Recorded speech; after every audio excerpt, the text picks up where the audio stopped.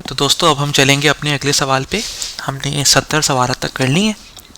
अब हमारा अगला सवाल है, too little water is coming out of the windscreen washer jets, what can cause this. ये कह रहे हैं कि जो आपका विंड स्क्रीन के जो आपके वॉशर जेट्स हैं, जो वाइपर उस पर चलते हैं वहाँ से, या साइड जो जेट्स जहाँ से पानी निकलता है, आपको पता है जब वाइपर चलते हैं तो साइड से पानी आता है, तो पानी उससे बहुत कम आ रहा है, तो इसकी क्या वजह हो सकती है। Too much water in the reservoir, कह रहे हैं कि रिजर्वायर में पानी बहुत ज़्यादा है। देखिए अगर पानी बहुत ज़्यादा होता तो पानी कम ना आता बल्कि पानी ठीक से आता। तो too much water in the reservoir, के रिजर्वायर में पानी बहुत ज़्यादा है, जो आपकी गाड़ी के अंदर जो विंड स्क्रीन के वॉशर जेट्स हैं उसमें पानी डलता है, तो पानी बहुत ज़्यादा है, तो इस वजह से पानी कम आ रहा है। आपको पता है कि अगर पानी ज़्यादा होता है तो फिर आपको इसकी कमी का सामना ही ना होता कि पानी कम है। ये आंसर दुरुस्त नहीं हो सकता। डिफेक्टिव वॉशर पंप, जो वॉशर पंप है बिल्कुल, वो आपके ख़राब हो सकते हैं। जैसे अगर मैं आपको यहाँ पर दिखा सकूँ, वरना आप लोग गूगल भी कर सकते हैं। आमतौर पे वॉशर पंप्स, जब आप अपनी गाड़ी में विंड स्क्रीन चलाते हैं तो आपको पता है कि वो वॉशर पंप्स यहाँ से पानी फेंकते हैं स्क्रीन के ऊपर और वाइपर उसको साफ़ करते हैं। तो ये हो सकता है कि आपकी वॉशर पंप ख़राब हो, या जो जेट्स हैं जिससे पानी निकलता है वो पार्टी ब्लॉक हो, कि वो ब्लॉक हो रहे हो तो पानी इसलिए उससे बहुत कम आ रहा है। ये दो वजूहत हो सकती हैं। टू मच वाटर, ये नाम से जाहिर है कि ये इसका बहरहाल दुरुस्त जवाब नहीं हो सकता। अब हम चलेंगे इसके साथ ही अपने अगले सवाल पर। अगला सवाल है हमारा, the windscreen wipers do not wipe clean, what can be the reason for this. कि विंड स्क्रीन के जो वाइपर्स हैं वो ठीक से साफ स्क्रीन को ठीक से साफ़ नहीं कर रहे, आपकी जो विंड स्क्रीन है वो ठीक से काम उनको सफाई नहीं कर रहे, तो इसकी क्या वजह हो सकती है। There is an oil film on the windscreen, के विंड स्क्रीन के ऊपर कुछ ऑयल की फिल्म मौजूद है। ये ऑयल फिल्म किसी भी वजह से बन सकती है। अगर बिल्कुल एक कड़क धूप के बाद बारिश हो, सख्त गर्म दिन के बाद, तो उस पर थोड़ी मिट्टी अगर स्क्रीन के ऊपर है, विंड स्क्रीन पर, तो पानी पड़ेगा तो एक ऑयल की फिल्म सी बन जाएगी, या किसी वजह से कोई तेल वगैरह कहीं से कोई वजह भी हो सकती है। तो उसकी वजह से जब उसके ऊपर वाइपर चलेगा आपका विंड स्क्रीन पे, तो वो उसको उल्टा मज़ीद ख़राब कर देगा, क्लीन नहीं करेगा। ये एक रीज़न हो सकता है। The wind screen heating is defective, देखिए विंड स्क्रीन की हीटिंग का कोई ताल्लुक नहीं है वाइपर के ठीक ना काम करने से। या तो हो सकता है कि वाइपर की ब्लेड ख़राब हो, वाइपर ख़राब हो, या स्क्रीन के ऊपर आपके पास जो है पहले से कोई कचरा मौजूद हो, तो जैसे ही आपका वाइपर चला है, जो जैसे आपका वाइपर चलेगा उसके ऊपर, तो उससे फिर क्या होगा, आपकी स्क्रीन मज़ीद ख़राब हो जाएगी। लेकिन हीटिंग से, जो विंड स्क्रीन पे आप हीटिंग ऑन करते हैं, जो सामने से बर्फ़ को पिघलाती है या विंड स्क्रीन को हीटिंग देती है, उससे कोई ताल्लुक नहीं है। ये सारी ख़राबी वाइपर की है। या तो आपकी विंड स्क्रीन के ऊपर पहले से कोई कचरा मौजूद है, जैसे ऑयल फिल्म हो गया, या फिर विंड स्क्रीन पे जो वाइपर के ब्लेड्स हैं वो घिसे हुए हैं, तो वो साफ़ करने के बजाय मज़ीद विंड स्क्रीन को गंदा कर रहे हैं। ये दो इसके जवाब हो सकते हैं। अब हम चलेंगे अपने अगले सवाल पे। The windscreen wipers on your car do not function. फिर एक सवाल है कि विंड स्क्रीन के वाइपर आपकी गाड़ी पे काम ही नहीं कर रहे, सही से वो चल ही नहीं रहे। What can be the cause of this, इसकी क्या वजह हो सकती है। देखें, इसकी वजह हो सकती है ब्लोन फ्यूज़। मैंने आपको बताया था जितने भी हमारी गाड़ी में इक्विपमेंट्स हैं वो नॉर्मली इलेक्ट्रॉनिक इक्विपमेंट्स, इलेक्ट्रिकल जो चीज़ें हैं वो सारी फ्यूज़ उनसे लगा हुआ है, कि अगर तो एक ज़्यादा करंट गुजर जाए वहाँ से, तो फ्यूज़ ख़राब हो जाता है, ब्लो हो जाता है, और उसके बाद आपके पास फ्यूज़ ब्लो होने की वजह से आपका जो सिस्टम है वो सेव रहता है। मतलब अगर वो कुछ ख़राबी हुई है तो फ्यूज़ एक तरह की प्रोटेक्शन है। तो ये हो सकता है कि फ्यूज़ ब्लो हो गया हो, या फिर कह रहे हैं कि विंड स्क्रीन के जो वाइपर की जो मोटर है, जो मोटर उसको चलाती है, आपको पता है हर काम के लिए एक मोटर की ज़रूरत होती है। तो वाइपर जो चल रहे हैं स्क्रीन पे, उसकी जो वाइपर की जो मोटर है, हो सकता है वो मोटर ख़राब हो, ये भी मुमकिन है। Too much water in the windscreen washer, के जो वॉशर के अंदर जो विंड स्क्रीन का जो वॉशर है उसमें पानी बहुत ज़्यादा है, इस वजह से आपके वाइपर नहीं चल रहे, ये रीज़न नहीं हो सकता। पानी उसमें होना चाहिए, ज़्यादा पानी को इतना बड़ा मसला नहीं है। हाँ, ब्लोन फ्यूज़ या विंड स्क्रीन के जो वाइपर की मोटर है वो ख़राब हो सकती है।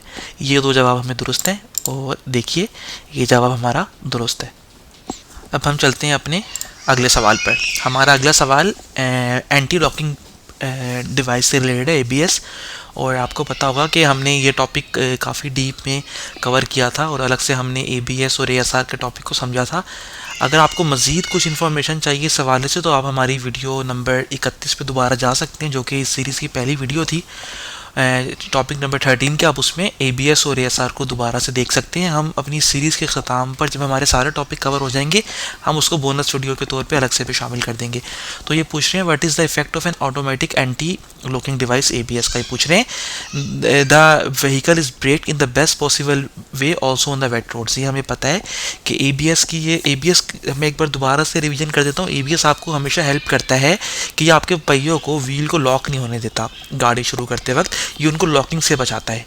तो इससे क्या फ़ायदा होता है कि आपका जो स्टीयरिंग सिस्टम है और आपका जो ब्रेकिंग सिस्टम है वो काफ़ी देर तक आपके कंट्रोल में रहता है। आप अपनी मर्ज़ी से स्टीयरिंग को और ब्रेक कंट्रोल कर सकते हैं। जबकि इसके मुकाबले में जो हमने ASRs का सिस्टम देखा था जो कि स्लिप से रिलेटेड था, उसमें क्या होता है कि वो आपके व्हील्स को, आपके पहियों को लॉक कर देता है, तो आपको स्किड होने से या फिर साइड पे एक तरफ फिसलने से बचा लेता है। जबकि ABS की ब्यूटी क्या है, ABS सिस्टम में सबसे अच्छी बात यह है कि ये आपको ब्रेकिंग और स्टीयरिंग का जो कंट्रोल है वो ज़्यादा देर तक आपके पास मेंटेन रहता है।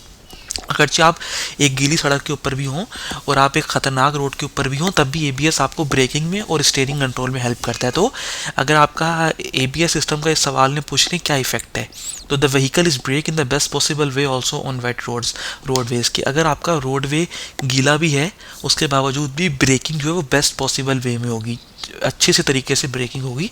जो सबसे अच्छा तरीका है, ब्रेकिंग आपके कंट्रोल में रहेगी और आप ब्रेक अच्छे तरीके से कर सकेंगे। हम जानते हैं कि ABS की खूबसूरती यही है कि आपको ब्रेकिंग और स्टीयरिंग को काफ़ी देर तक रिटेन करने में हेल्प करता है। Aqua planning is prevented. आपको पता है एक्वा प्लानिंग हमने पहले भी एक टॉपिक में कवर किया था। एक्वा प्लानिंग का मतलब होता है गाड़ी का फिसलना गीली सड़क पे। हमें पता है गाड़ी का जो फिसलना है वो, उससे आपको ABS नहीं बचाता, वो आपको ASR बचाता है। एंड जो आपको एंटी स्लिप उसमें होता है एक फंक्शन कि वो आपकी गाड़ी के पहियों को लॉक कर देता है।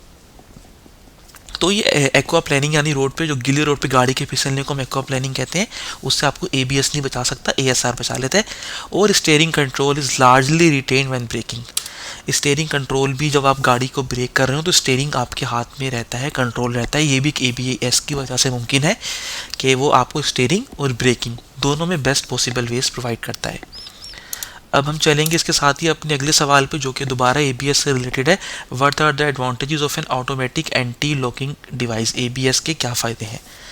तो हमें पता है steering control is retain even when braking heavily, कि जब आप अपने ज़ोर से ब्रेक दबाते हैं, हैविली ब्रेक करते हैं, आपने ज़ोर से ब्रेक के ऊपर पैडल अपना आपने पैर दबाया है, उसके बावजूद भी स्टीयरिंग जो कंट्रोल सिस्टम है सर्वो मोटर की मदद से और ABS से वो ज़्यादा अरसे तक आपके कंट्रोल में रह सकता है। हम जानते हैं कि ब्रेकिंग और स्टीयरिंग कंट्रोल में ABS हमारी मदद करता है। ये जवाब दुरुस्त है।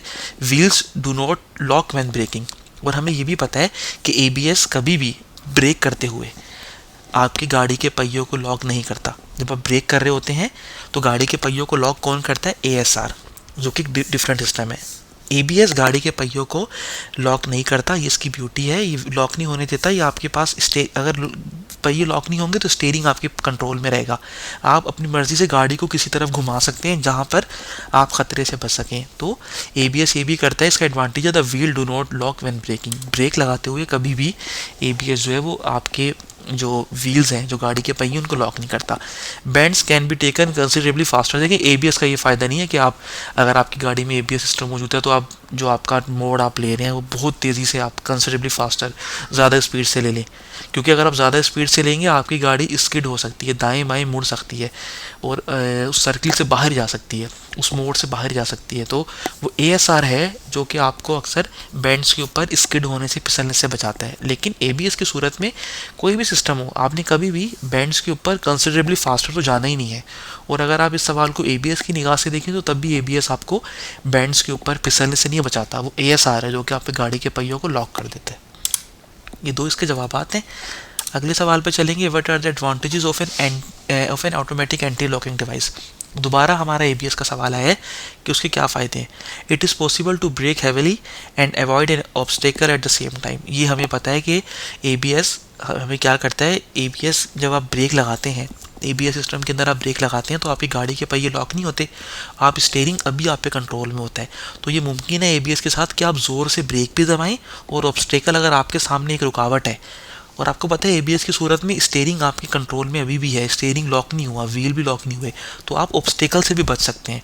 ब्रेक लगाने के साथ साथ आप सपोज करें बिल्कुल आपके सामने एक रुकावट थी या कोई जानवर आ गया, और या कोई भी ऐसा मसला हो गया कि आपने ब्रेक भी लगाना है और उससे बचना भी है, अपनी स्टीयरिंग को घुमा के दाएं या बाएं जाने में घुमाना है ताकि उस रुकावट से आप टकरा ना जाएं। एबीएस इसमें आपकी हेल्प करता है। क्यों? एबीएस व्हील के पहियों को लॉक नहीं होने देता। जब व्हील के पहिए लॉक नहीं होंगे, जैम नहीं होंगे, तो आप स्टीयरिंग को घुमा सकेंगे गाड़ी को जिस तरफ चाहेंगे। और ब्रेक एट अ टाइम, यही एक एबीएस में अगर आप देखें सिस्टम है कि आप हैवीली ब्रेक भी कर सकते हैं और सेम टाइम पे आप उस रुकावट से बच भी सकते हैं स्टीयरिंग को दाएं बाएं घुमाकर। On setting of wheel spin is prevented, ये कह रहे हैं जब आप गाड़ी चलाना शुरू करते हैं तो अगर कोई आगे गीला रोड है या कोई मसला है तो जो व्हील स्पिन है, ये व्हील स्पिन को रोकता है। आपको व्हील स्पिन इज प्रिवेंटेड के व्हील जो आपकी गाड़ी का जो घूमना है, जो गाड़ी के जो पहियों का घूमना है, ये उससे बचाते हैं। हमें पता है वो एबीएस वो काम नहीं करता। जो इस व्हील को घूमने से जो चीज़ रोकती है वो एएसआर है। तो गाड़ी शुरू करते वक्त, सेट ऑफ करते हुए जब अपनी गाड़ी चलाई है तो व्हील स्पिन, व्हील का पहिए घूमते हैं बड़ी तेज़ी से, वो उसको एबीएस प्रिवेंट नहीं करता, उसको एबीएस नहीं रोकता, उसको एएसआर रोकता है। ये जवाब ठीक नहीं है। The danger of tipping over is reduce when braking on bends, कि अगर आप बैंड के ऊपर ब्रेक कर रहे हैं, आप एक मोड़ के ऊपर अगर आप ब्रेक लगा रहे हैं तो आपकी गाड़ी फिसलेगी नहीं, टिप ओवर नहीं होगी, बाहर की तरफ नहीं जाएगी। हमें पता है कि गाड़ी को फिसलने से, गाड़ी को बैंड से बाहर जाने से कौन रोकता है? एएसआर रोकता है। एएसआर व्हील के पहियों को, गाड़ी के पहियों को लॉक कर देता है, और लॉक होने की वजह से क्या होता है, वो गाड़ी फ़ौरन से, आप स्टीयरिंग आपकी कंट्रोल से चला जाता है, आप स्टेयर नहीं कर पाते, लेकिन गाड़ी रुक जाती है अचानक से। तो बैंड्स के ऊपर जहाँ आप टर्न ले रहे हैं या गीली सड़क है और आप चाह रहे हैं आपकी गाड़ी ना फिसले, तो एएसआर उस सूरत में एक्टिवेट होता है और वो आपकी गाड़ी को स्किड होने से बचा लेता है। जबकि एबीएस क्या करता है, आपकी गाड़ी को स्किड होने से नहीं, वो आपको ब्रेक, बुरे बदतरीन हालात के अंदर भी ब्रेक और स्टीयरिंग कंट्रोल आपके हाथ में रहता है कि आप जैसे चाहें किसी रुकावट से बच सकें, ज़ोर से ब्रेक भी लगा सकें, स्टीयरिंग भी एट अ टाइम आपके कंट्रोल में रहे उससे। तो एबीएस के साथ ये नहीं होता कि आप अगर बैंड के ऊपर ब्रेक कर रहे हैं तो गाड़ी आपकी टिप ओवर फिसलेगी नहीं या बाहर नहीं जाएगी, वो एएसआर की फंक्शनैलिटी है। तो इसका पहला ही ऑप्शन था जो कि ठीक था। अब चलेंगे हम अपने अगले सवाल पे, जो कि what could happen if the cruise control system speed limiter is switched off too late. आपको पता है क्रूज कंट्रोल सिस्टम गाड़ी में क्या होता है कि आप एक सड़क के ऊपर, आपको पता है यहाँ पर 30 किलोमीटर पर आवर की स्पीड है या 150, आप सपोज कर लें 130 kilometre per hour motor way पर है। आपको पता है काफ़ी दूर तक 40-50 किलोमीटर तक आपने 130 किलोमीटर पर आवर की स्पीड पे जाना है। तो आप अपने क्रूज कंट्रोल सिस्टम को आप सेट कर देंगे 130 पे, तो गाड़ी की स्पीड फिक्स हो जाएगी, उसको लॉक कर देगी उस स्पीड के ऊपर, उसी पे चलती रहेगी। ये कह रहे हैं कि अगर आप स्पीड जो क्रूज कंट्रोल सिस्टम है उसको आप बहुत देर से बंद करें तो क्या हो सकता है, उससे क्या नुकसान हो सकते हैं? टेल गेटिंग, बिल्कुल। अगर आप इस तरह देखेंगे, क्रूज कंट्रोल सिस्टम आपने एक कम स्पीड के ऊपर सेट किया हुआ था, आपने 100 किलोमीटर पर आवर की स्पीड पर सेट किया हुआ था, या 100 का रोड था आपने 80 पे सेट किया हुआ था, जबकि 100 की परमिशन थी आपको। तो पीछे से गाड़ी आपने 80 पे, आप मुसलसल 80 पे जा रहे हैं क्योंकि आपने क्रूज कंट्रोल सिस्टम सेट कर दिया है।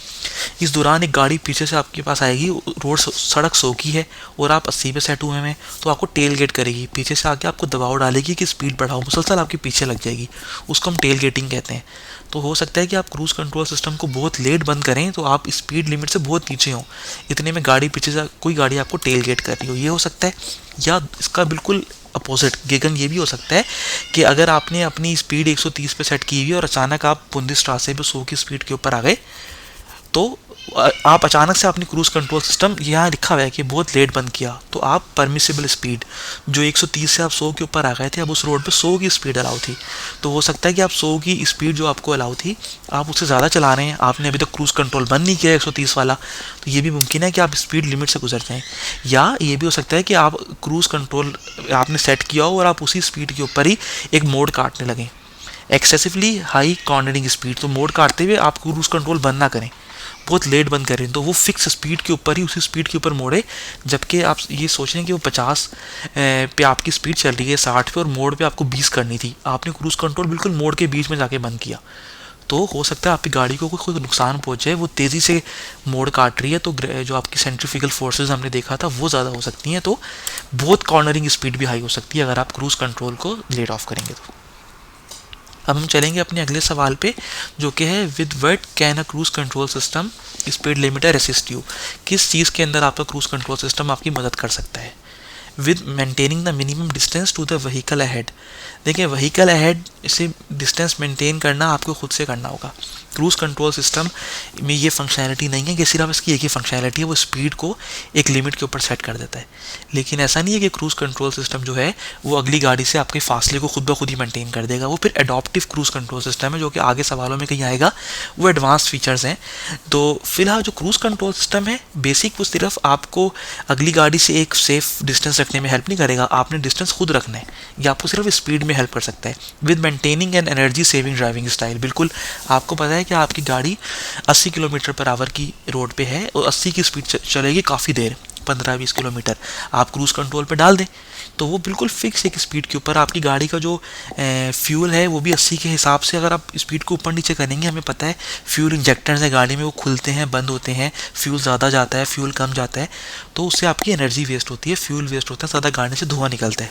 लेकिन अगर आप फिक्स, आपको पता है आपको काफ़ी फासला एक ही स्पीड के ऊपर चलते रहना है, तो क्रूज़ कंट्रोल यूज़ कर लें तो आपकी एनर्जी सेव हो जाएगी। वो फिक्स उसके जो आउटलेट्स हैं, जो उसके फ्यूल इंजेक्शन वाले जगह हैं, जो कि टेक्निकलिटीज़ में आ जाती हैं, वो फिक्स हो जाएंगी। तो वो उसी स्पीड पे आप काफ़ी हद तक अपनी एनर्जी को भी सेव करेंगे। अगर आप एक ही स्पीड पे आपको जाना है काफ़ी लंबे फासले तक, तो क्रूज़ कंट्रोल लगा लें with maintaining a constant speed. तो पता ही है कि क्रूज़ कंट्रोल सिस्टम एक फिक्स स्पीड सेट करने में आपकी मदद करता है। आप वो स्पीड सेट कर दें और उसी स्पीड पे आप मुसलसल काफ़ी देर तक चलते रहेंगे, कांस्टेंट स्पीड में ये आपकी हेल्प करता है।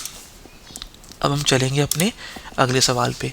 What should I be aware of an using an adaptive cruise control system. अगर आप अब देखें, ये क्रूज़ कंट्रोल सिस्टम का एक अगला ही आगे एडॉप्टिव क्रूज़ कंट्रोल सिस्टम, नाम से जाहिर है इसमें कुछ एडॉप्टिव है, यानी कि ये खुद से ही अपने आप को एडजस्ट कर लेता है। नाम से जाहिर है क्रूज़ कंट्रोल सिस्टम तो हम पहले भी देख चुके हैं, अब इसमें टर्म आ गई एडॉप्टिव, यानी हालात के हिसाब से कुछ अडॉप्ट कर लेना, अपने आप को तब्दील कर लेना। तो ये कह रहे हैं कि हमें क्या पता होना चाहिए जब हम एडॉप्टिव क्रूज़ कंट्रोल सिस्टम इस्तेमाल कर रहे हैं। The system can be affected by heavy rainfall और snow. Adaptive cruise control system, अगर बहुत ज़्यादा बारिश हो रही है और बर्फ़ पड़ रही है, सामने आने वाली चीज़ आपको ठीक से नज़र नहीं आ रही, एडॉप्टिव क्रूज़ कंट्रोल सिस्टम अक्सर आपकी मदद करता है कि जिसमें आपने कुछ एक फासला मेंटेन करना है अगली गाड़ी से, या कोई डिस्टेंस वगैरह आपने मेंटेन करना है, स्पीड फिक्स करनी है, तो ये रोड मार्किंग को पढ़ता है। जो भी अडॉप्टिव सिस्टम है, चाहे लेन सिस्टम हो, वो रोड मार्किंग को पढ़ता है, उसके हिसाब से सेंसर फैसला करता है कि मुझे कितना फासला है, जो भी करना है। तो अगर बहुत ज़्यादा स्नो पड़ रही है और बारिश हो रही है, तो तब भी अडॉप्टिव क्रूज़ कंट्रोल सिस्टम को हमें ठीक से नज़र नहीं आएगा, तो इस सिस्टम को कैसे नज़र आएगा। तो रोड के ऊपर उसकी हद निगाह कम हो जाएगी, तो उस पर फ़र्क पड़ सकता है बारिश और बर्फ़ की सूरत में। I must remain constantly attentive even when using the system for a longer period. अगर मैं इस सिस्टम को काफ़ी देर से इस्तेमाल भी कर रहा हूँ, मैंने अपनी गाड़ी को एडॉप्टिव क्रूज़ कंट्रोल पे काफ़ी देर से डाला हुआ है, यानी वो अपने हिसाब से सारे फीचर उसके हैं, स्पीड भी उसने मेंटेन की हुई है, डिस्टेंस भी मेंटेन किया हुआ है, हर चीज़ उसके अंदर है, लेकिन उसके बावजूद भी मुझे रोड पे अपना फोकस मुसलसल रखना होगा, क्योंकि कोई ऐसी सूरत हाल हो सकती है। बहरहाल ये एक मशीन है, गलती कर सकती है, इंसान भी गलती कर सकता है, लेकिन ये मशीन में ज़्यादा गलती के इम्कान इस तरह हो सकते हैं कि आपको क्रूज़ सिस्टम यूज़ करने के बावजूद भी बड़ा होशियारी सड़क पे देखना है। अचानक से कोई ट्रैफिक में तब्दीली होती है तो आपको तैयार रहना होगा। एक्टिवेटिंग द एक्सीलरेटर और brake pedal can always override system. ये भी आपको पता होना चाहिए कि आपने एडॉप्टिव क्रूज़ कंट्रोल सिस्टम लगाया हुआ था, उसने अपने हिसाब से अगली गाड़ी से एक स्पीड का फासला भी रखा हुआ था, स्पीड भी मेंटेन की हुई थी, उसके बावजूद भी अगर आप एक्सीलेटर पे पैर रखेंगे या ब्रेक को इस्तेमाल करेंगे, तो वो जो आपका क्रूज़ कंट्रोल सिस्टम है वो उसका इफ़ेक्ट ख़त्म करके जो चाहेंगे आप वो करेंगे। मतलब आप किसी भी टाइम पे cruise control, adaptive cruise control system का इफेक्ट ख़त्म कर सकते हैं। अगर आप एक्सीलरेटर के ऊपर पैर रखेंगे या ब्रेक पेडल के ऊपर पैर रखेंगे, तो उससे क्या होगा, वो सिस्टम जो एडॉप्टिव क्रूज़ कंट्रोल सिस्टम था वो लाजमी नहीं है कि वो उसी तरह काम करता रहे। आपके इंटरफेरेंस से आपने जो सिस्टम के अंदर आपने ब्रेक इस्तेमाल करना चाह रहे हैं या एक्सीलरेटर, तो एडॉप्टिव क्रूज़ कंट्रोल सिस्टम का जो इफेक्ट है वो ख़त्म हो जाएगा, अब कंट्रोल आपके हाथ पे चला जाएगा। तो you can always override the system. आप इस सिस्टम को आप रिप्लेस भी कर सकते हैं, यानी कि इस तरह समझो ओवरराइड भी कर सकते हैं कि आप जो चाह रहे हैं, अगर जो सिस्टम एक तरफ पे काम कर रहा है, अगर आप उसके ऊपर उसमें आप अपने तौर पे कोई एक्शन डालना चाह रहे हैं, आपने देखा कि मुझे एडॉप्टिव क्रूज़ कंट्रोल सिस्टम थोड़ा सा सही काम नहीं कर रहा, मुझे ज़्यादा ब्रेक लगानी है, तो आप जैसे ही ब्रेक लगाएंगे वो आपको रेस्पॉन्स करेगा, एडॉप्टिव क्रूज़ कंट्रोल सिस्टम से हट के वो आपकी तरफ आ जाएगा। तो कभी भी आप उसको ओवरराइड कर सकते हैं। ये जवाब भी इसका दुरुस्त है। और अब हम चलेंगे अपने अगले सवाल पे, जो कि दोबारा एडॉप्टिव क्रूज कंट्रोल सिस्टम के हवाले से ही है। What function is perform by an adaptive cruise control system on a motor vehicle, के एक गाड़ी के ऊपर एडॉप्टिव क्रूज कंट्रोल सिस्टम किस किस्म के फंक्शन है इस्तेमाल करता है। The system independently accelerates the vehicle to a previously configured speed. ये जो आपका एडॉप्टिव क्रूज कंट्रोल सिस्टम है, ये खुद ब खुद ही जो एक पिछली स्पीड थी जिसके ऊपर आपने सेट किया हुआ था, ये फैसला कर लेता है कि मुझे दोबारा उस स्पीड के ऊपर चले जाना है। वो रोड का इंफ्रास्ट्रक्चर वगैरह देख लेता है कि इस रोड के ऊपर इतनी स्पीड थी और आपने आज से कोई 2-3 दिन पहले उतनी स्पीड सेट की हुई थी, तो ये इंडिपेंडेंटली उसी स्पीड के ऊपर चला जाएगा जो आपने पहले सेट की थी। ये जवाब दुरुस्त है। Brakes independently when the vehicle ahead is moving slower. इस सिस्टम की एक अच्छी बात ये भी है कि अगर अगली गाड़ी एक हल्की चल रही है आपसे, यानी सेफ्टी डिस्टेंस, आप ज़्यादा स्पीड पे जा रहे हैं और आपसे आगे वाली गाड़ी कम स्पीड पे जा रही है, तो सेफ्टी डिस्टेंस जो आपने एक महफूज फासला रखना है वो कम हो गया, तो ये खुद से ब्रेक लगा लेगा। एडॉप्टिव क्रूज कंट्रोल सिस्टम की ये भी ब्यूटी है, ये खुद से ब्रेक लगा लेता है और दोबारा उस सेफ्टी सिस्टम को मेंटेन कर लेता है। Automatically maintain the prescribe safety distance. देखिए, ये खुद से ऑटोमेटिकली मेंटेन नहीं करता, जो आपको एक ये महसूस कर लेगा कि सामने वाली गाड़ी अगर हल्की स्पीड के ऊपर जा रही है तो ये ब्रेक ज़रूर लगा लेगा इंडिपेंडेंटली, लेकिन कितना फासला रखना है उसका इस एडॉप्टिव क्रूज कंट्रोल सिस्टम को अंदाज़ा नहीं होगा कि कितना एग्जैक्ट फासला रखना है। आपको हो सकता है कि खुद से भी ब्रेक लगा के उस सिस्टम को ओवरराइड करना पड़े, जैसा कि हमने पिछले सवाल में देखा, और एक सेफ्टी डिस्टेंस मेंटेन रखना पड़े। अब एडॉप्टिव क्रूज कंट्रोल सिस्टम को एग्जैक्टली ये नहीं पता कि मुझे अगली वाली गाड़ी से कितना फासला रखना है। उसको महसूस होगा उसके अंदर कुछ हमने सेट किया है कन्फिगर कि अगर आपका फासला 3 मीटर से कम हो गया तो ब्रेक लगा के फासला रख लो। मे बी वो 3.5 मीटर के ऊपर ले है, लेकिन आपको 5 मीटर का फासला रखना है, आपने ये थ्योरी में पढ़ा है, तो बाकी काम आपको खुद करना होगा। आप ओवरराइड भी कर सकते हैं। तो ऑटोमेटिकली जो प्रिस्क्राइब सेफ्टी डिस्टेंस है वो ट्रक से अलग है। एक ट्रक से आपने फासला कितना रखना है वो अलग है, उसके लोड के हिसाब से। एक मोटर बाइक से अलग है, एक गाड़ी से अलग है। तो एडॉप्टिव क्रूज कंट्रोल सिस्टम एक आपको ब्रेक लगा के एक सेफ डिस्टेंस पे ज़रूर ले जाएगा, लेकिन जो प्रिस्क्राइब सेफ्टी डिस्टेंस है, जो कि आपने याद किया है, थ्योरी के अंदर भी हमने देखा है, वो आपने खुद से ही मेंटेन करना होगा। उसमें आपका एडॉप्टिव क्रूज कंट्रोल सिस्टम कोई मदद नहीं कर सकता। तो देखिए, ये जवाब हमारा दुरुस्त है।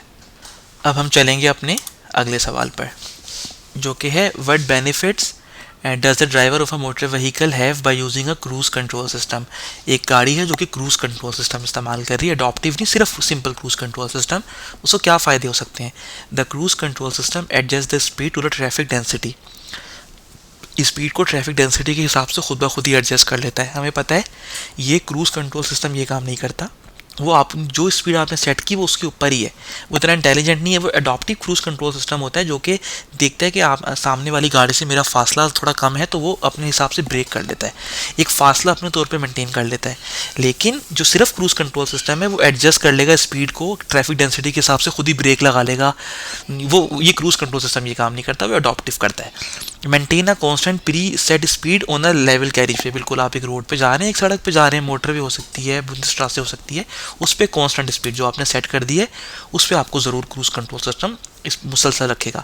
Make it easier for the driver to operate the vehicle. बिल्कुल क्रूज कंट्रोल सिस्टम आपको गाड़ी को ऑपरेट करने में बड़ी हेल्प करता है ड्राइवर की। किस तरीके से कि अगर आपको पता है कि कुछ फासले तक आपकी स्पीड 100 किलोमीटर पर आवर है, तो आप आराम से क्रूज कंट्रोल सिस्टम को 100 पे सेट कर लेंगे, और 100 की स्पीड पर सेट करने के बाद आप बड़ी आराम से जो है आपकी गाड़ी चलती रहेगी। तो आपको स्पीड के हवाले से फिक्रमंद होने की ज़रूरत नहीं है। आप बाकी मनोवर्स पे ध्यान रखेंगे, आपने अगर ब्रेक लगाना हो या आपने जो भी बाकी ट्रैफिक पे जहन आप कर सकते हैं, तो एक तरीके से आपकी मदद हो जाती है गाड़ी को ऑपरेट करने में। लेकिन ये कि अपनी स्पीड को ट्रैफिक डेंसिटी के हिसाब से एडजस्ट कर लेगा कि सामने वाली गाड़ी से फासला कम हो गया तो ब्रेक लगा लिया, ये क्रूज कंट्रोल सिस्टम नहीं करता। ये काम एडॉप्टिव क्रूज कंट्रोल सिस्टम का है कि वो एक हद तक ब्रेक लगा के एक फासला मेंटेन कर लेता है। लेकिन उसके बावजूद भी बाज़ दफ़ा ड्राइवर को खुद से भी सिस्टम के ऊपर ब्रेक लगा के जो प्रिस्क्राइब जो एग्जैक्ट सेफ डिस्टेंस है वो भी मेंटेन रखना पड़ सकता है। हमने पिछले सवाल में देख ही लिया है। अगले सवाल पे चलेंगे। You are driving behind a farm vehicle with a trailer carrying a high load. आप एक फॉर्म व्हीकल है, खेत खलिहान की कोई गाड़ी है, वो उस पर पीछे ट्रेलर लगा हुआ है, वो बहुत हाई लोड लेके जा रही है, आप उसके पीछे गाड़ी चला रहे हैं। What must you reckon with. आपको क्या 3 चीज़ों का ध्यान रखना होगा, कौन सी चीज़ें आपको जहन में रखनी होंगी। The braking distance of the combination of vehicle is particularly short because of its load. कि लोड की वजह से जो है ये जो कॉम्बिनेशन ऑफ व्हीकल्स यानी फॉर्म व्हीकल और पीछे आपने ट्रेलर लगाया हुआ है, इस गाड़ी पे जो लोड है उसकी वजह से जो आपका ब्रेकिंग डिस्टेंस है वो कम हो जाएगा। नहीं, हमें पता है कि ट्रेलर और फॉर्म व्हीकल दोनों आपस में जुड़े हुए हैं, तो हमें ये लंबा एक फासला बन जाएगा, तो हमारा ब्रेकिंग डिस्टेंस इस सूरत में बढ़ेगा ना कि कम होगा। तो ये जवाब तो इसका बहरहाल नहीं हो सकता। ये हम देख लेते हैं अगर यहाँ में कोई तस्वीर हो, लेकिन बहरहाल आप समझ सकते हैं फॉर्म है, फॉर्म ट्रैक्टर है, उसके पीछे ट्रेलर लगा हुआ है, तो वो आपने वो देखना है इसके अंदर कि ये कॉम्बिनेशन है, उस पर लोड भी है, तो ये कह रहे हैं कि जो ब्रेकिंग डिस्टेंस है वो कम हो जाएगा। हमें पता है ये कम नहीं होगा बल्कि ज़्यादा होगा। ये जवाब गलत है। The indicators may be concealed. जो फॉर्म ट्रैक्टर के इंडिकेटर हैं वो कंसील होंगे, वो किसी चीज़ के पीछे छुपे हुए होंगे। बिल्कुल हो सकता है, हमें पता है अक्सर फॉर्म ट्रैक के ऊपर मिट्टी होती है और दूसरे अज्जा होते हैं, तो अक्सर ऐसा हो सकता है कि धूल मिट्टी की वजह से आपका जो इंडिकेटर है, जो डायरेक्शन इंडिकेटर है, वो छुपा हो, धूल मिट्टी के नीचे मौजूद हो, making it difficult to see when the combination of vehicle wishes to turn of.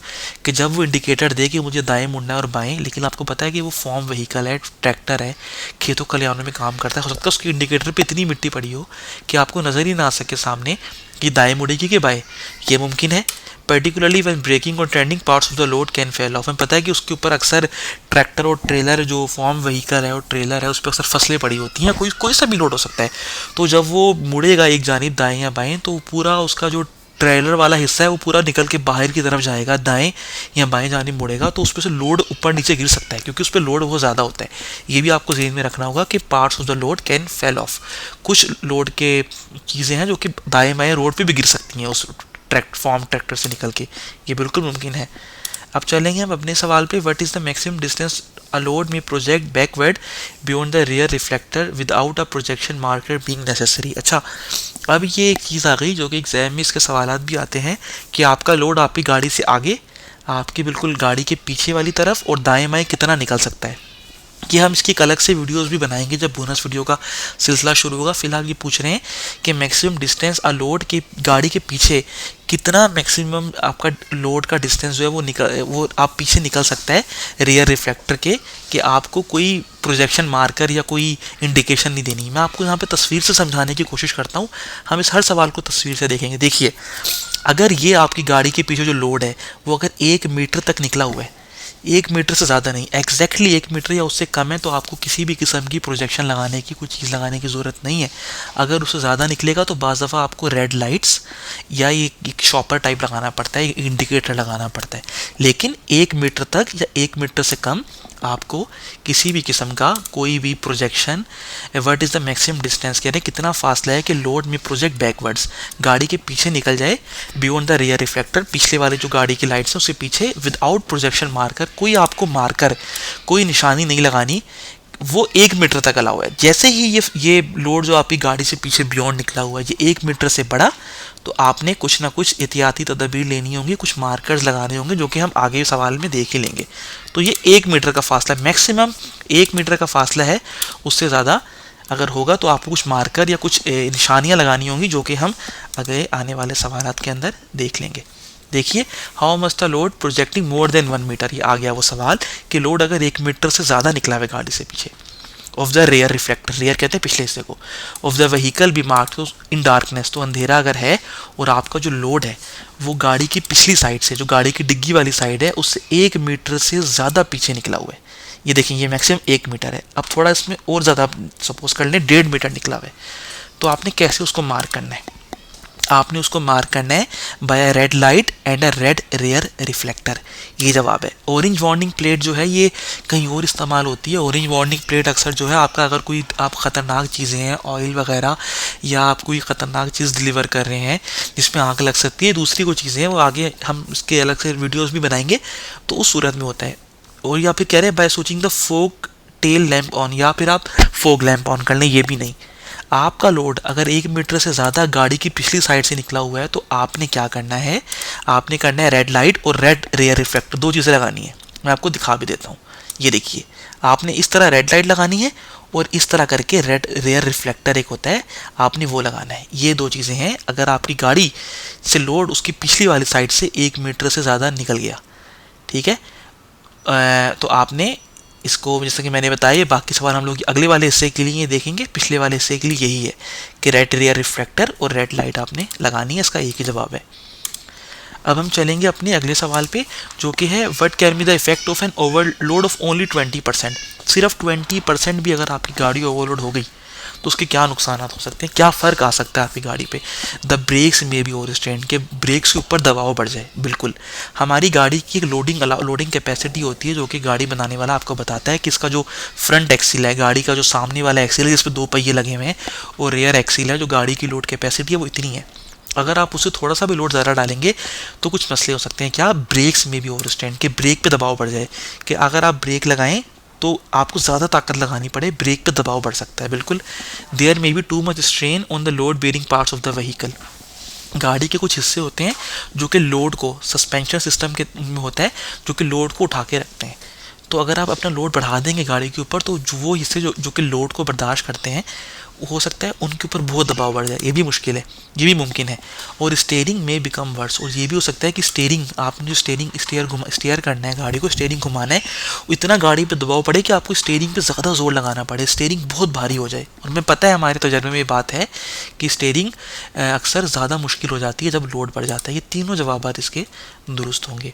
अगले सवाल पे चलेंगे, what is the significance of N orange warning plate.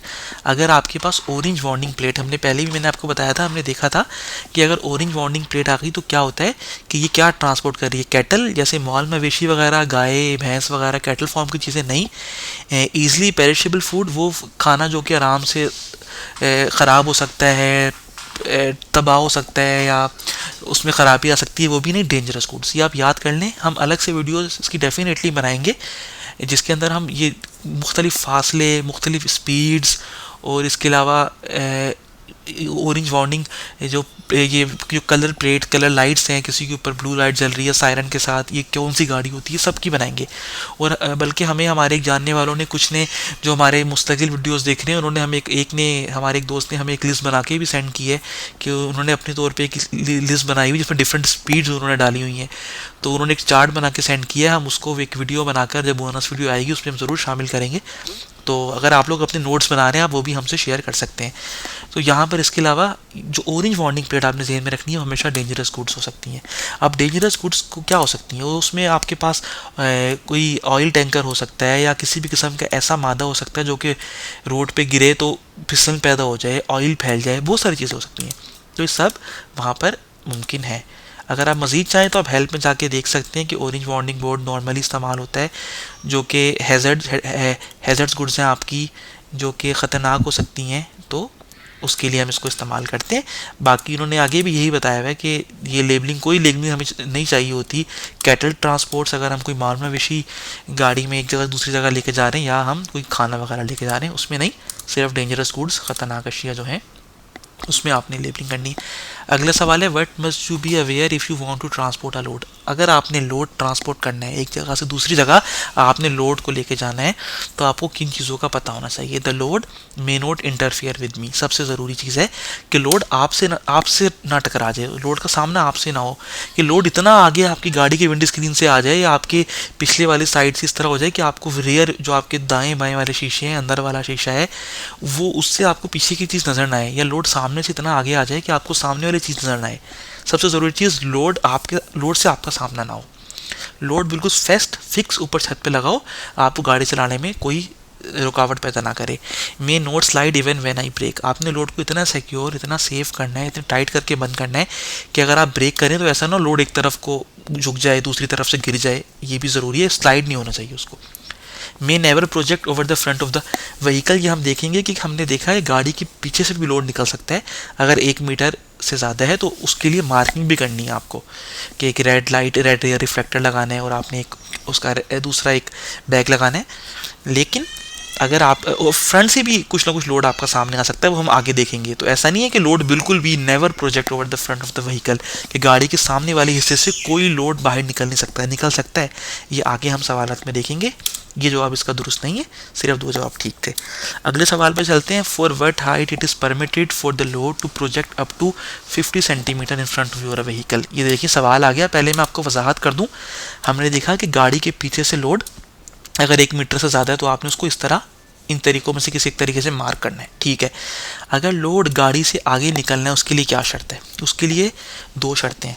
पहली शर्त यह है कि आपका जो लोड है, जो आपकी वो गाड़ी की हाइट 2.5 मीटर से ज़्यादा लोड हो। अगर आपकी जो कुल मिला के आपकी गाड़ी और ये लोड की जो टोटल हाइट है, देखें गाड़ी के पहियों से लेकर जो लोड की तक की हाइट है, वो अगर मिनिमम 2.5 मीटर या उससे ज़्यादा है, तब आपका जो लोड है वो आपकी गाड़ी से 50 सेंटीमीटर, ये देखिए, यानी 0.5 मीटर कह लेते हैं इसको, 50 सेंटीमीटर में 50 बनता है, तब निकल सकता है। अगर आपकी गाड़ी की हाइट लोड को मिलाकर 2.5 मीटर से कम है, जैसे 2.4 मीटर है, 2 मीटर है, तब आपको बिल्कुल भी अलाउ नहीं है कि आपका थोड़ा सा भी लोड इस गाड़ी से आगे निकले, बिल्कुल भी अलाउ नहीं है। लेकिन अगर आपकी गाड़ी और लोड दोनों की जो हाइट है, दोनों की जो ऊंचाई है, वो मिलाकर 2.5 मीटर से ज़्यादा बन जाती है, तो तब आपको अलाउ है कि आप सिर्फ इतना लोड आपका गाड़ी से, देखें ये गाड़ी की हेडलाइट है, इससे इतना सा लोड सिर्फ 50 सेंटीमीटर बाहर आ सकता है। यहाँ मिसाल ले लें, आपकी गाड़ी के पहिए से लेकर लोड तक की जो हाइट है टोटल, वो यहाँ से आप कंपेयर कर सकते हैं। ये 2.5 मीटर थी तो ये 2 मीटर लगती है, तकरीबन 2 मीटर बनती है या उससे भी कम। तो इस सूरत में आपका कोई भी लोड का हिस्सा इस गाड़ी से आगे, इसकी जो आपकी मेन लाइट्स है, जो आपकी हेडलाइट्स हैं, उससे बिल्कुल कुछ भी आगे नहीं आएगा। शर्त क्या है? लोड को मिलाकर जो गाड़ी की टोटल ऊंचाई, गाड़ी और लोड को मिलाकर अगर 2.5 मीटर है, तब लोड थोड़ा सा बाहर निकल सकता है, वरना दूसरी सूरत में लोड बिल्कुल भी बाहर नहीं निकलेगा अगर 2.5 मीटर से कम है। तो ये पूछ रहे हैं कि फॉर व्हाट हाइट के किस ऊंचाई तक परमिट है कि लोड 50 सेंटीमीटर बाहर गाड़ी से निकल सकता है। हमें पता है कि फ्रॉम व्हाट हाइट 2.5 मीटर से अगर ज़्यादा की हाइट है, 2.5 या उससे ज़्यादा की हाइट है, तो लोड आपका थोड़ा सा बाहर आ सकता है। थोड़ा भी कितना? सिर्फ 50 सेंटीमीटर, इससे ज़्यादा नहीं। अगर आपकी ये हाइट 5 मीटर भी होती है गाड़ी की, आप सपोज कर लो कोई ऊंचा ट्रक है और ये हाइट 5 मीटर है, तब भी आपका लोड सिर्फ 50 सेंटीमीटर या 0.5 मीटर ही बाहर आ सकता है। अगर 2.5 मीटर से कम है फिर तो लोड बाहर आ ही नहीं सकता। तो 2.5 मीटर से लेकर फ्रॉम व्हाट हाइट, 2.5 मीटर से लेकर ऑनवर्ड्स, यानी 2.6 मीटर, 2.65 मीटर, 2.55 मीटर, इससे आगे आपका लोड 50 सेंटीमीटर थोड़ा सा बाहर आ सकता है। 50 सेंटीमीटर, इससे ज़्यादा फिर भी नहीं। ये जवाब हमारा दुरुस्त है। अगले सवाल की जानिब चलेंगे। What do you have to make sure of regarding the load on your vehicle? आपकी गाड़ी पे जो लोड है, तो उस हवाले से आपको क्या चीज़ें जहन में रखनी है या क्या किन चीज़ों को यकीनी बनाना है? I have to use suitable equipment to prevent the load from shifting.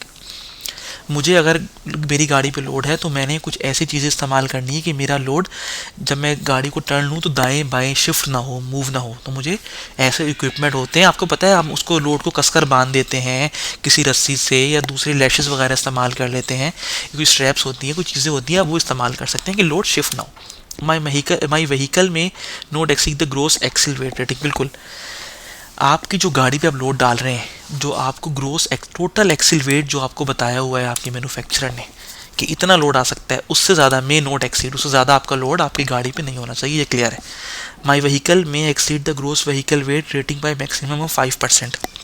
ये कह रहे हैं कि आपकी जो गाड़ी पे लोड है वो आपकी जो आपको मैन्युफैक्चरर ने एक ग्रोस व्हीकल एक रेटिंग बताई हुई है कितना लोड आ सकता है, उससे 5% ज़्यादा आप कर सकते हैं नहीं। जितना आपको मैन्युफैक्चरर ने कह दिया कि इतना ही लोड आप अपनी गाड़ी पर डाल सकते हैं, आपने उतना ही डालना है। उससे 2%, 3%, 4% या 5-10% ये अलाउ नहीं है, क्योंकि उससे आपकी गाड़ी पर दबाव बढ़ेगा, आपकी गाड़ी को नुकसान पहुंच सकता है, उसकी फंक्शनैलिटी, उसकी ब्रेकिंग, उसका स्टीयरिंग, उसका क्लच, उस पर फ़र्क आ सकता है, गाड़ी के इलेक्ट्रॉनिक्स पे फ़र्क आ सकता है। तो कभी भी बेशक 5% क्यों ना हो, आपने उसको ओवरवेट नहीं करना, एक्सीड नहीं करना उसके वेट को। अब चलेंगे हम अपने अगले सवाल पे। What do white plates with the black A on a truck mean? एक ट्रक है, उसके ऊपर वाइट प्लेट है और ब्लैक से ए लिखा हुआ है। यहाँ हम आपको दिखाते हैं इस तरह करके, ए लिखा हुआ है। कुछ लोगों को पता होगा ए से अगर आप इस तरह याद रखना चाहें, अब फॉल, हम लोग कचरे को जो है अब फॉल अक्सर कहते हैं। तो ट्रक जो है वो वेस्ट मटेरियल्स, जो आपकी फालतू अशिया हैं, जो कि आपका वेस्ट मटेरियल है जो ज़ाया हो गया है, वो लेके जा रहे हैं। या फिर कह रहे हैं is driven by a beginner, कि एक बिगिनर गाड़ी चला रहे नहीं, हमें पता है कि उसको या तो हम, हाँ इन्होंने इस तरह लगाया है कि आपको पता है कि बिगिनर जो बिल्कुल, हम उसको अनफेंगर कहते हैं डोएश में, कि वो बिल्कुल स्टार्टिंग है, या फिर हम अपने मुल्कों में लर्नर कहते हैं, एल लिख देते हैं लर्नर। तो अब यहाँ पर अनफेंगर्ड नहीं है, आपको पता है अनफेंगर्ड वो नहीं है। तो ये ए फॉर आपको थोड़ी ट्रिकी है, ये अब फॉल वो हमेशा वेस्टिंग मटेरियल होगा। डेंजरस गुड्स का हम देख चुके हैं, वो ऑरेंज लाइट होती है, वो अलग चीज़ है, उस पर कुछ लिखा नहीं होता। तो ए अब फॉल से जहन में रखें कि वो वेस्ट मटेरियल लेके जा रहा है, और देखें ये जवाब हमारा दुरुस्त है। अब हम चलते हैं अपने अगले सवाल पे। हमारा अगला सवाल है what must you bear in mind if you want to carry luggage on the roof of your car. अगर आप अपनी गाड़ी की छत पर कुछ सामान लेके जाना चाहते हैं तो आपको क्या बातें जहन में रखनी होंगी। Number 1, the road handling characteristic are adversely affected. बिल्कुल हो सकता है कि आप लोड अगर आपका ज़्यादा हो तो जो रोड के ऊपर आपकी गाड़ी है उसके जो ग्रिप है रोड के ऊपर, या जो रोड के जो करेक्टरिस्टिक है रोड पे आपकी गाड़ी चल रही है वो उस तरीके से ना चले, उसके चलने में काफ़ी प्रॉब्लम्स हो। और जो रोड का जो हैंडलिंग करेक्टरिस्टिक है गाड़ी की, जो रोड पे चाल चलन जिस तरह वो चल रही है उसमें थोड़ा प्रॉब्लम आए, बल्कि वो बुरे तरीके से मुतासिर हो, कि ब्रेक ज़रा देर से लगे, स्टीयरिंग कंट्रोल में मसला हो, वो सारे मसले हो सकते हैं। ये आपको ज़हन में रखना होगा। The maximum roof load stipulated by the car manufacturer owners manual must not be exceeded. बिल्कुल, ये तो सबसे बुनियादी बात है कि जितना गाड़ी के बनाने वाले ने, जो कंपनी ने जितना बताया हुआ है कि इस पर इतना ही लोड आ सकता है, उसको आपने एक्सीड नहीं करना, उससे ज़्यादा आपने लोड नहीं डालना।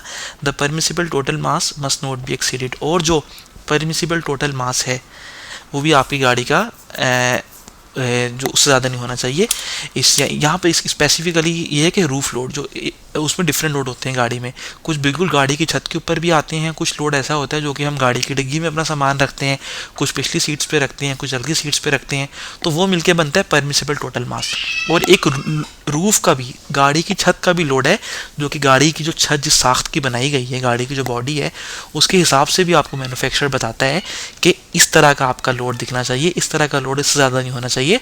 तो रूफ लोड की लिमिट भी एक्सीड ना हो, और जो टोटल आपकी गाड़ी का परमिटेड मास आप लोड कैरी कर सकते हैं, जो कि आपकी डिग्गी में, छत पे, सब कुछ मिलाकर जो टोटल है वो भी एक्सीड नहीं होना चाहिए। रूफ का भी, क्योंकि आपको पता है हर गाड़ी की साख्त, हर गाड़ी की बनावट अलग है, वो किस मटेरियल से बनी है, उसकी छत कितनी मजबूत है, तो वो भी रूफ लोड के हिसाब से भी आपको चीज़ें जहन में रखनी होंगी। अगले सवाल की जानिब चलेंगे। हमारा अगला सवाल है what must you reckon with when transporting luggage on the roof of your car. कि जब आप अपनी गाड़ी की छत पर सामान लेके जा रहे हैं तो आपको किन चीज़ों का इदराक होना चाहिए, किन चीज़ों का पता होना चाहिए। पहला ऑप्शन है the vehicle susceptibility to side wind is greater.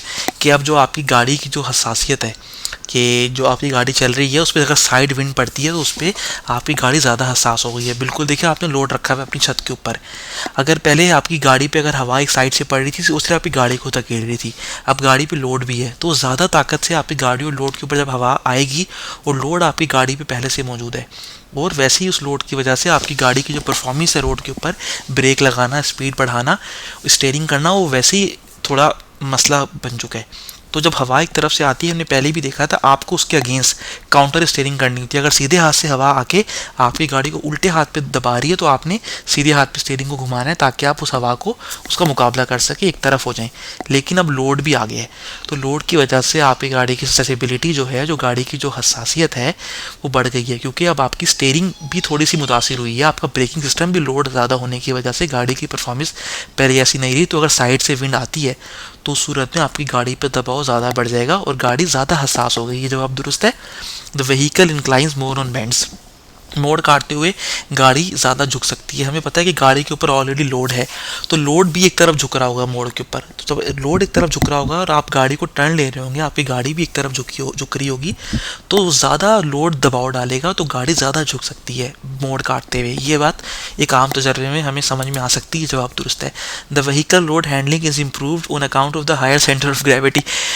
बहुत ही कोई फिजिक्स की टर्म इस्तेमाल हो गई है कि रोड पे आपकी गाड़ी जो है ज़्यादा लोड डाला तो उससे बल्कि आपकी गाड़ी की कह रहे हैं अच्छी चलेगी, उसकी रोड हैंडलिंग, रोड पे जो है चलना उसका बेहतर हो जाएगा, क्योंकि उसका सेंटर ऑफ ग्रेविटी इंप्रूव हो जाएगा। देखिए, इससे कोई ताल्लुक नहीं है कि आपका लोड लगाने से जो centre of higher centre of gravity है वो अचीव हो जाएगा, और ये कोई ऐसी कोई कशी शकल या कोई ऐसी कोई चीज़ नहीं है जो कि आपकी गाड़ी को, एक सिंपल सिंपल टर्म है, लोड आप डालेंगे गाड़ी पे दबाव पड़ेगा। सेंटर ऑफ ग्रेविटी से किसी भी किस्म का कोई ताल्लुक नहीं है। हमेशा लोड लेके जाने से आपकी गाड़ी की कारकर्दगी पे फ़र्क पड़ता है, इंप्रूव नहीं होती बहरहाल। अब चलेंगे हम अपने अगले सवाल पे, what must you do when transporting bicycle on the roof of your vehicle, कि जब आप अपनी गाड़ी की छत पर बाईसाइकिल लेकर जा रहे हैं, साइकिल लेके जा रहे हैं, तो आपने अपनी किन बातों को जहन में रखना होगा। अक्सर लोग होते हैं जो कि छुट्टियों पे उड़लाव पे जाते हैं तो अपने साथ बाईसाइकिल्स ले जाते हैं अपनी गाड़ी की छत पे। देखिए इस तरह रखकर आप बाईसाइकिल को लेकर जा रहे हैं तो किन बातों को ध्यान में रखना होगा। Avoid driving at high speed. बिल्कुल आपको पता है, आपको जब भी आपकी गाड़ी पे कोई भी लोड है, चाहे बाईसाइकिल या कोई भी लोड हो, आपको हमेशा तेज़ स्पीड से बचना चाहिए। और स्पेशली बाईसाइकिल है, अगर आप तेज़ गाड़ी चलाएंगे और हवा भी तेज़ चल रही है तो बाईसाइकिल की वैसे ही जो उसकी फिज़िक है, जिस तरफ बाईसाइकिल बनी हुई, उसकी जो साख्त है वो हल्की बॉडी है, हो सकता है वो गिर जाए या कोई मसला हो जाए। तो आपने तेज़ स्पीड नहीं चलानी। Safely attach holding device and bicycles. Bicycle को और जो जो चीज़ उसको पकड़ रही है, उसका जो स्टैंड आपने छत पे रखा हुआ है, जिस तरह उसको जोड़ा हुआ है, वो आपने सही से गाड़ी पे जोड़ा होना चाहिए।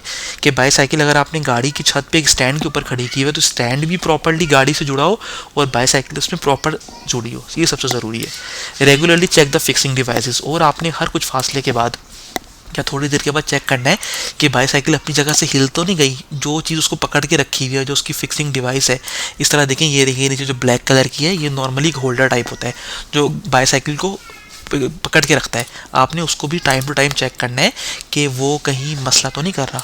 ये जवाब भी हमारा दुरुस्त है।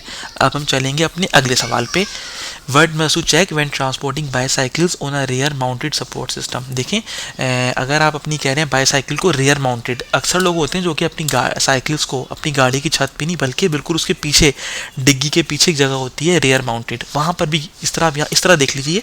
यहाँ पर जिस तरह ये तो खैर एक सुजुकी ओपन है जिसमें जो कुर्सियाँ लेके जा रहे हैं, आपकी बिल्कुल गाड़ी की बैक साइड के ऊपर बाज़ दफ़ा इस जगह, यह हम साइकिल वाली मिसाल ले लेते हैं, बिल्कुल इस जगह बाज़ लोग पीछे भी माउंट करते हैं साइकिल्स को लेके जाने के लिए। तो ये उसका पूछ रहे हैं कि आपने किस चीज़ को ज़हन में रखना होगा कि जब आप पिछले माउंटेड सिस्टम आपने एक लगाया है, उस पर आप साइकिल लगा के लेके जा रहे हैं। वेदर लाइटिंग इक्विपमेंट और नंबर प्लेट आर कवर्ड। ये चेक कर रहे हैं कि अगर आपने बाईसाइकिल्स को अपनी गाड़ी के पिछले हिस्से पे डाला हुआ है तो ऐसा तो नहीं है कि लाइटिंग जो आपकी रियर लाइट्स हैं, जो हैज़र्ड वार्निंग लाइट्स है, दूसरी लाइट हैं या नंबर प्लेट, वो छुप तो नहीं गई, ये ज़हन में रखें। Whether system and bicycle are fix safely. ये भी आपको ज़रूर ज़हन में रखना है कि बाईसाइकिल और जो उसका अटैचिंग सिस्टम है वो प्रॉपरली जुड़ा हुआ है कि नहीं। ऐसा ना हो कि वो सिस्टम आगे पीछे हिल जाए और गाड़ी नीचे, साइकिल नीचे आ जाए, नीचे गिर जाए। तो ये भी ज़हन में रखना है। Whether according to the manufacture instruction the system is adequate for the vehicle. आपने ये भी ज़हन में रखना है कि आया जो आपकी गाड़ी का बनाने वाला है वो अलाउ करता भी है कि नहीं, कि जो आप सिस्टम पीछे इस्तेमाल कर रहे हैं गाड़ी के पीछे साइकिल को लगाने के लिए स्टैंड लगाया है, फिर उसके ऊपर साइकिल खड़ी की हुई है, क्या पता आपकी गाड़ी की साख्त ऐसी ना हो, वो इजाज़त ना दे, वो सिर्फ ये इजाज़त दे कि छत पे आप बाईसाइकिल लेके जा सकते हैं, या अगर पीछे आपने लेके जानी है गाड़ी के पिछले हिस्से पे लगानी है तो कुछ और भी लगाना पड़े, कुछ और सिस्टम भी लगाना पड़े स्टैंड से हट के। तो ये भी चेक कर लें कि क्या कहता है आपकी गाड़ी का मैन्युफैक्चरर। अगले सवाल की जानिब चलेंगे, how must the load be mark in darkness और bad visibility when it extend laterally more than 40 centimetre beyond the side lights of the vehicle. देखिए, अभी तक हमने ये देख लिया था कि अगर हमारी गाड़ी का जो लोड है वो आगे से, जो गाड़ी की हाइट और लोड को मिलाकर 2.5 मीटर अगर हाइट बन रही है तो हमारा लोड 50 सेंटीमीटर गाड़ी से आगे आ सकता है। ये एक आगे वाला टॉपिक यहाँ पर कवर हो गया था, ये हमने देख लिया था। अगर ये हाइट 2.5 मीटर से ज़्यादा है, या 250 सेंटीमीटर कर लें या 2.5 मीटर कर लें, जिस जो आपको आसान लगे, उससे ज़्यादा है तो लोड इस गाड़ी से इतना आगे, सिर्फ 50 सेंटीमीटर आगे आ सकता है। आगे वाला हिस्सा कवर हुआ। पीछे अगर तो ये लोड 1 मीटर है तो कोई ज़रूरत नहीं है कुछ भी लगाने की। अगर ये लोड देखिए, गाड़ी में आगे तो 50 सेंटीमीटर से ज़्यादा अलाउ है नहीं, यानी 0.5 मीटर, तो उसमें तो कुछ कोई आगे वाले हिस्से पे कोई लाइट नहीं आएगी, कोई चीज़ नहीं आएगी, कोई निशानी नहीं लगानी। पीछे जो पिछला गाड़ी का हिस्सा है, अगर उससे आपका लोड 1 मीटर तक बाहर निकला हुआ है तो आपको कोई मार्किंग नहीं करनी। अगर पीछे जो आपका लोड है वो 1 मीटर से ज़्यादा निकला हुआ है तो आपने रेड लाइट, रेड रिफ्लेक्टर, इस तरह की कोई चीज़ लगानी होगी, जो कि हमने देख लिया। आगे और पीछे हमने दोनों चीज़ कवर कर ली। अब है लेटरल, यानी दाएं बाएं कितना निकल सकता है। ये सवाल उससे रिलेटेड है। ये कह रहे हैं कि अगर 40 सेंटीमीटर दाएं या बाएं से आपकी जो लोड है वो अंधेरे में या बेड विजिबिलिटी है, अंधेरा ज़्यादा है, दिन की रोशनी में सर इतना मसला ना हो, अगर लोड आपका थोड़ा पीछे निकल भी जाता है तो वो बहरहाल मसला नहीं है। आगे निकलना 50 सेंटीमीटर से ज़्यादा अलाउ नहीं है, वरना वो आपकी विंड स्क्रीन से आपको गाड़ी चलाने में मसला कर सकता है। पीछे अगर निकला है तो आपने कुछ रेड रेयर रिफ्लेक्टर लगाने हैं। अब आती है बात दाएं और बाएं की। अगर आपकी गाड़ी पे लोड दाएं और बाएं जानी लेटरल साइड पे, इसको हम कहते हैं, वो 40 सेंटीमीटर से ज़्यादा निकला हुआ है, यहाँ देखें ये लिखा हुआ है लाडूम ग्रोसरल्स 40 सेंटीमीटर, कि आपका 40 सेंटीमीटर से ज़्यादा अगर लोड दाएं या बाएं जाने निकला तो आपने क्या करना है, सफ़ेद लाइट्स फ्रंट पे और रेड लाइट्स, ये देखिए रेड लाइट पीछे और सफ़ेद लाइट लोड के आगे लगानी है। तो by a white light to the front, सामने की जानिब आपने वाइट लाइट और पीछे की जानिब रेड लाइट लगानी है। स्विचिंग ऑन द हैज़र्ड, नहीं ये जवाब दूसरी नहीं है। हैज़र्ड वार्निंग लाइट हमें पता है वो कुछ मखसूस सूरत हाल है जिसमें हम उसको ऑन करते हैं, क्या ट्रैफिक जैम हो गया या दूसरे मसले हैं, आपकी गाड़ी को कोई नुकसान पहुंच गया, आपने रोड पे पार करनी है तो आपने तब ऑन करना है। लेकिन अगर लोड आपकी गाड़ी से दाएं और बाएं 40 सेंटीमीटर से ज़्यादा निकला है तो आपने सामने वाली तरफ सफ़ेद लाइट और पीछे वाली तरफ रेड लाइट लगानी है। ये बात आपको जहन में रखनी होगी जब अंधेरा और बेड विजिबिलिटी, बारिश या बर्फ़ की वजह से आपकी हद निगाह कम हो गई हो, सिर्फ उस सूरत में। ये जवाब हमारा दुरुस्त है। अब चलेंगे हम इसके साथ ही अपने अगले सवाल पे। What is the maximum height allowed above the roadway for a red light marking a load extended to the back. देखें कह रहे हैं कि अगर आपका लोड आपकी गाड़ी से पीछे बैक साइड पे कितना अलाउ है मैक्सिमम रेड लाइट मार्किंग के साथ। देखिए ये बड़ा इंपॉर्टेंट क्वेश्चन है। अगर आपका लोड 1 मीटर तक निकला हुआ है पीछे तो आपको कोई रेड लाइट मार्किंग, कोई रेयर रिफ्लेक्टर, कुछ भी नहीं लगाना। अगर लोड 1 मीटर से ज़्यादा निकला हुआ है तब आपको रेड लाइट या रेयर रिफ्लेक्टर यूज़ करने हैं, लेकिन इसमें भी एक लिमिट है। 1.5 मीटर से ज़्यादा नहीं निकला जाना चाहिए, अलाउ ही नहीं है। 1 मीटर से ज़्यादा निकला तो फ़ौरन आपने क्या लगाना है, रेड लाइट या रेड रेयर रिफ्लेक्टर लगाने हैं।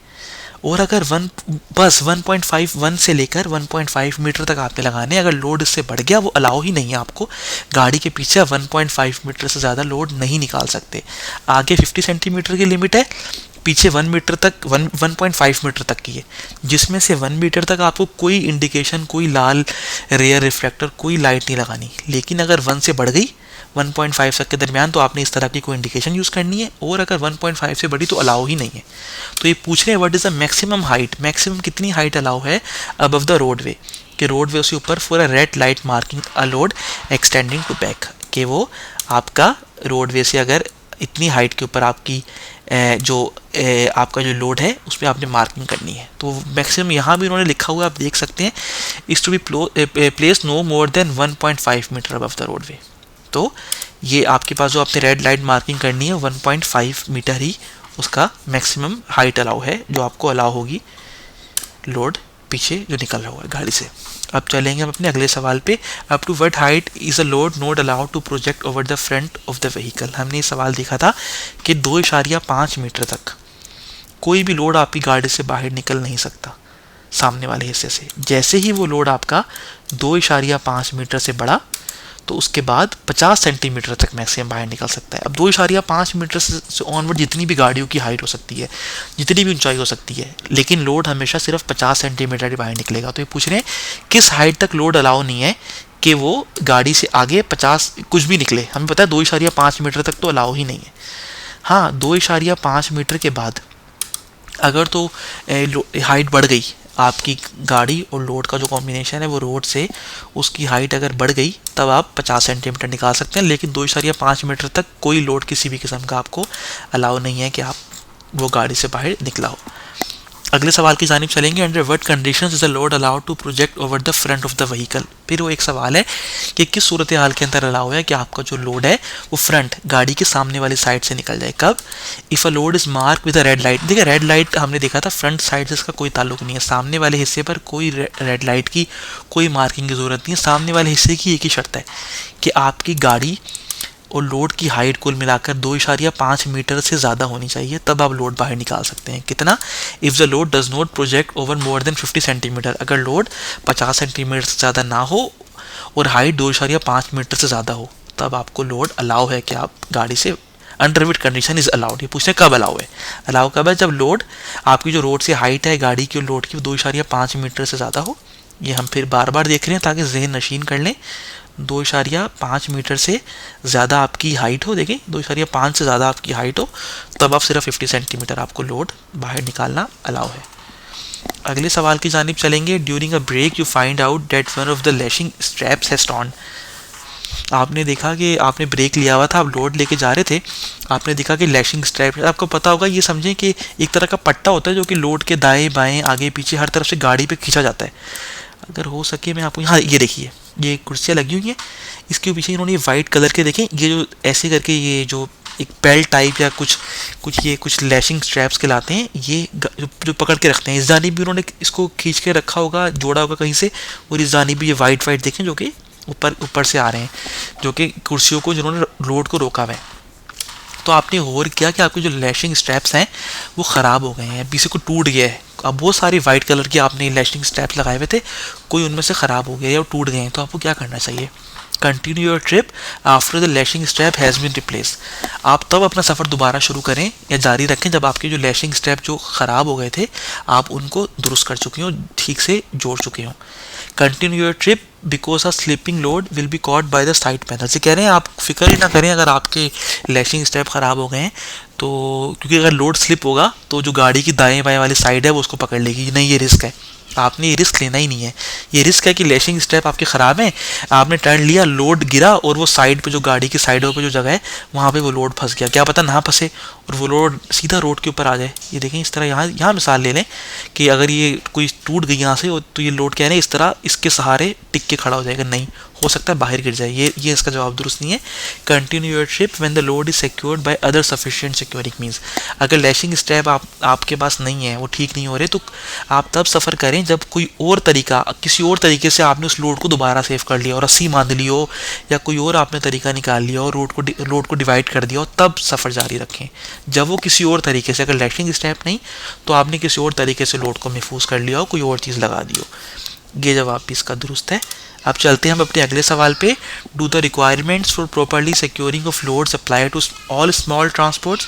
ये पूछ रहे हैं कि जो आपने जो लोड को प्रॉपरली सिक्योर करना है, कि अगर आप अपनी गाड़ी के ऊपर या किसी चीज़ के ऊपर लोड को लेके जा रहे हैं तो प्रॉपर बंधा हुआ हो, अटैच हुआ हो, जुड़ा हुआ हो, ऐसा ना हो कि सड़क पे गिर जाए। तो क्या ये सब ट्रांसपोर्ट पे अप्लाई होता है? बिल्कुल। आप जहाँ कहीं भी लोड लेके जा रहे हैं, ये बात बिल्कुल जहन में क्लियर रख लें कि वो तमाम लोड तो लोड है, वो रोड पे नहीं गिरना चाहिए। तो तमाम स्मॉल ट्रांसपोर्ट, चाहे मोटर बाइक हो, स्प्रिंटा हो, गाड़ी हो, कुछ भी हो, वो लोड हमेशा सेम होना चाहिए। ये कह रहे हैं do they only apply to small transporter with open loading space, कि उनकी अगर उन पर अप्लाई होता है जिनकी जो लोडिंग की स्पेस है वो ओपन है, जैसे सुजुकी वगैरह की होती है हमारे यहाँ, नहीं, वो सब पे अप्लाई होगा।